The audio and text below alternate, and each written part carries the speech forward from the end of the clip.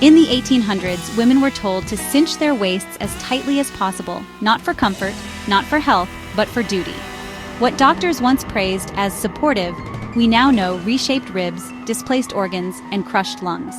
Today we're going deep into how Victorian fashion tortured women and how modern shapewear compares. In the mid-19th century, the ideal woman had an hourglass figure, a tiny waist, full hips, and elevated chest. But this wasn't achieved naturally. It was enforced through tight-lacing, the practice of pulling corset laces as tight as humanly possible to shrink the waist to 18, 16, or even 14 inches. Women began wearing corsets as children, training their bodies before puberty. Corsets were not just fashion. They were medical instruments of control. Doctors at the time gave mixed advice. Some claimed corsets offered support for women's weak bodies. Others warned of severe risks. And they were right. Victorian corsets caused compressed lungs, making deep breathing difficult, deformed ribs, which reshaped around the corset's pressure, displaced internal organs, especially the stomach, liver, and intestines, digestive problems, fainting, and sometimes even miscarriages. Doctors often blamed these effects on a woman's delicate constitution, ignoring that the very garments they prescribed were the source of the symptoms. Women fainted frequently not because they were fragile, but because their lungs couldn't fully expand.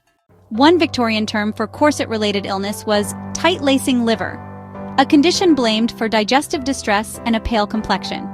Tight-lacing liver referred to the belief that corset pressure damaged the liver's shape and function. Autopsies of the time even noted livers with permanent creases, pressed flat by years of compression. Other terms included nervous palpitations, likely irregular heartbeats caused by oxygen restriction, uterine displacement. The idea that corsets caused the womb to wander, leading to infertility hysteria, a catch-all diagnosis for pain, fatigue, or resistance to social norms, often blamed on the uterus hysteria, from the Greek word hystera, meaning womb, was used to describe nearly any emotional or physical complaint in women. Corsets were often the unspoken cause. Today, we still have body-shaping garments, but the science and goals have changed. Modern shapewear is made with flexible fabrics, breathable materials, and is designed to smooth, not displace, the body. Key differences: no boning, whalebone, or steel, no rib reshaping or organ movement. Users wear it by choice and can breathe. Even waist trainers today, while controversial, do not crush internal organs to the degree corsets once did. The difference? We shape clothes to fit bodies, not the other way around. The corset wasn't just an outfit. It was a symbol of control, of status, of sacrifice. And for many women, it was a prison.